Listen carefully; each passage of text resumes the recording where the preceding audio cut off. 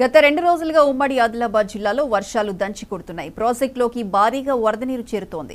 జలాశయాలు నిండు కుండలుగా మారాయి. నదులు, వాగలు, వంకలు పొంగి పొర్లుతున్నాయి. చాలా చోట్ల లో లెవెల్ వంతెనలపై నుండి వరద పారుతూ పలు గ్రామాలకు రాకపోకలు నిలిచిపోయాయి. ప్రాణహిత, పెనుగంగ, గోదావరి నదులు పరవళ్లు తొక్కుతున్నాయి. రాబోయే మరో 2-3 రోజులు భారీ వర్షాలు కురిసే అవకాశం ఉందని వాతావరణ శాఖ హెచ్చరికలు జారీ చేసిన నేపథ్యంలో అధికారులు అప్రమత్తమయ్యారు. ఈ పరిస్థితులపై మా ప్రతినిధి శ్రీనివాస్ మరింత సమాచారం అందిస్తారు.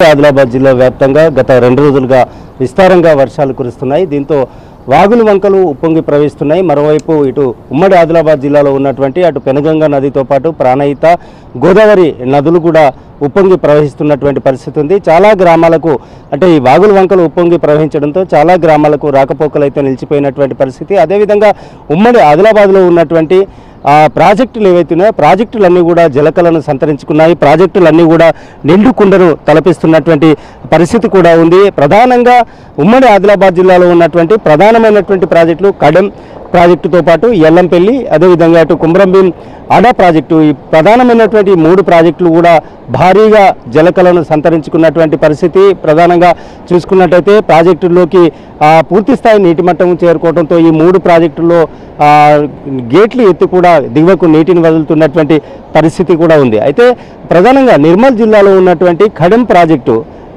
700 అడుగులకు గాను 699 అడుగులకు చేరుకొని 6 టీఎంసీలకు పూర్తి స్థాయి నీటి మట్టానికి చేరుకోవడంతో కడెం ప్రాజెక్టుకు ఉన్నటువంటి 10 గేట్లు ఎత్తి దిగువకు నీటిని వదులుతున్నారు. ఇన్ఫ్లో ఇంకా కొనసాగుతూనే ఉంది. 61,000 ఇన్ఫ్లో కొనసాగుతుండగా 73,572 క్యూసెక్ల నీటిని అవుట్ఫ్లోగా వదిలిపెడుతున్నారు అధికారులు. దీంతో కడెం నుండి ఏదైతే వదిలిపెట్టినటువంటి నీరు దిగువకు గోదావరి ద్వారా వచ్చి ఎల్లంపల్లి ప్రాజెక్టులోకి చేరుతుంది. ప్రస్తుతానికి మనం ఎల్లంపల్లి ప్రాజెక్టు వద్ద ఉన్నాం.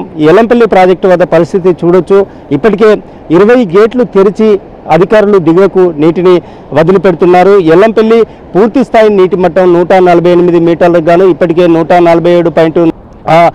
ఈ నదిలో ఉన్నటువంటి 4 నదులలో ఉన్నటువంటి నీరు అయితే దీంతో దిగువకి వెళ్తున్నటువంటి నీరు అటు మేడిగడ్డ ప్రాజెక్టులోకి చేరుతుంది. మేడిగడ్డ ప్రాజెక్టులో ఉన్నటువంటి గేట్లన్నీ కూడా పూర్తిగా ఎత్తివేశారు ఇప్పటికే. ఎందుకంటే అక్కడ నీటిని నిల్వ చేయలేనటువంటి పరిస్థితి కాబట్టి ఇప్పటికే పూర్తి స్థాయిలో అక్కడ అంటే దాదాపు నీటిని అయితే నిల్వ చేయటం లేదు. మొత్తం గేట్లు ఎత్తి దిగువకు సముద్రంలోకి అయితే నీరు వెళ్ళిపోతున్నటువంటి పరిస్థితి కూడా ఉంది. ఇక అదేవిధంగా మన ఉమ్మడి ఆదిలాబాద్ జిల్లాలో వాగులు వంకలు అయితే ఉప్పొంగి ప్రవహిస్తున్నటువంటి పరిస్థితి ఉంది. వాగులు నిర్మల్ ఖానాపూర్లో చూసినట్టయితే వాగు ఉప్పొంగి సుమారుగా 10 గ్రామాలకు రాకపోకలు నిలిచిపోయాయి. అదేవిధంగా ఇటు చెన్నూరు నియోజకవర్గంలో నక్కలపల్లి వాగు ఉప్పొంగడంతో కాజ్వేపై నీరు వెళ్లడంతో సుమారుగా 6 గ్రామాలకు రాకపోకలు నిలిచిపోయినటువంటి పరిస్థితి. మొత్తంగా ఓవరాల్గా తీసుకున్నట్టయితే దాదాపుగా గత 2 రోజులుగా భారీ వర్షం కురుస్తుండటంతో జనజీవనం అయితే అస్తవ్యస్తమైనటువంటి పరిస్థితి ఉంది. ప్రాజెక్టుల్లోకి భారీగా నీరు వచ్చి చేరడంతో